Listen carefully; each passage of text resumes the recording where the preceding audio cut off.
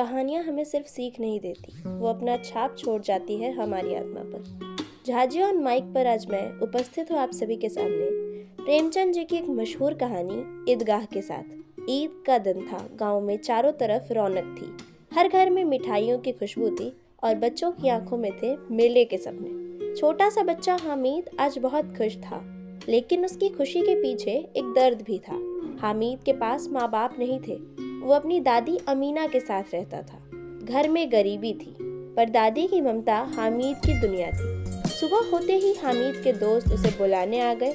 मोहसिन, नूर, समी सबके पास पैसे थे। किसी के पास 1 पैसा, किसी के पास 2 और किसी के पास 3 पैसे भी। हामिद ने जब अपनी जेब टटोली, उसके पास थे बस 3 पैसे। वो मुस्कुराया और दोस्तों के साथ चल पड़ा ईदगाह की तरफ। ईदगाह पहुंचकर सबने नमाज पढ़ी। फिर जैसे ही नमाज खत्म हुई, बच्चों के कदम अपने आप मेले की तरफ दौड़ पड़े। मेले में सब कुछ था, खिलौने, मिठाइयाँ, झूले, गुब्बारे और दुकानों की चमक बच्चों को खींचे जा रही थी।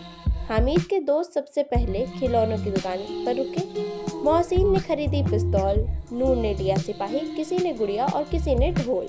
सब अपनी अपनी चीजें लेकर उछल रहे थे। हामिद चुपचाप सब देख रहा था। उसकी आंखें भी चाहती थी कुछ खरीदना, लेकिन उसका दिल कुछ और सोच रहा था। फिर दोस्त मिठाई की दुकान पर पहुंचे। किसी ने जलेबी ली, किसी ने रेवड़ी, किसी ने रसगुल्ला। सब खाते हुए बोले, हामिद तू क्यों कुछ नहीं ले रहा? हामिद बस हल्का सा मुस्कुरा दिया।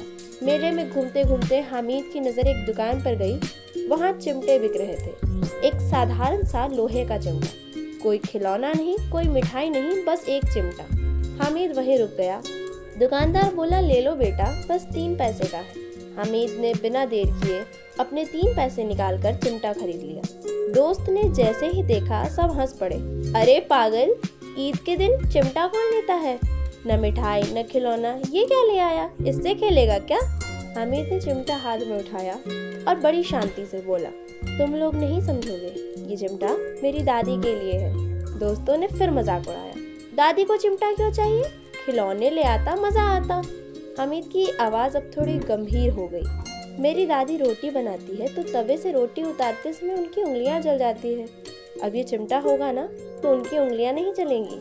ये सुनकर कुछ पल के लिए सब चुप हो गए। हामिद ने आगे कहा, तुम्हारे पास माँ बाप हैं, घर में सब कुछ है, इसीलिए तुम्हें चिंता नहीं होती, लेकिन मेरी दादी मेरे लिए सब कुछ है।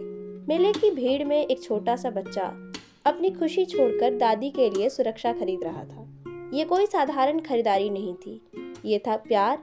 थोड़ी देर बाद खिलौने टूटने लगे, मिठाइयाँ खत्म होने लगी और दोस्तों की खुशी धीरे धीरे उतरने लगी। लेकिन हामिद चिमटा हाथ में लिए अजीब सी संतुष्टि में था। जब वो घर पहुंचा, दादी ने पूछा, अरे बेटा, कुछ खाया पिया? मेले में क्या लिया? हामिद ने मुस्कुराकर चिमटा आगे बढ़ाया।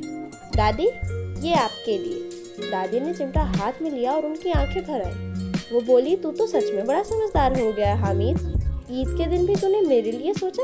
हामिद ने बस इतना कहा, दादी अब आपकी उंगलियां नहीं जलेंगी, और दादी ने उसे सीने से लगा लिया। मुझे प्रेमचंद जी की ये कहानी सिर्फ ईद के दिन को नहीं दिखाती, वो दिखाती है गरीबी में छुपी हुई संवेदना को, बच्चे में छिपी हुई जिम्मेदारी को और मुझ में आप में छुपी हुई भावना को। उम्मीद करती हूँ ये कहानी आप सबको पसंद आई होगी।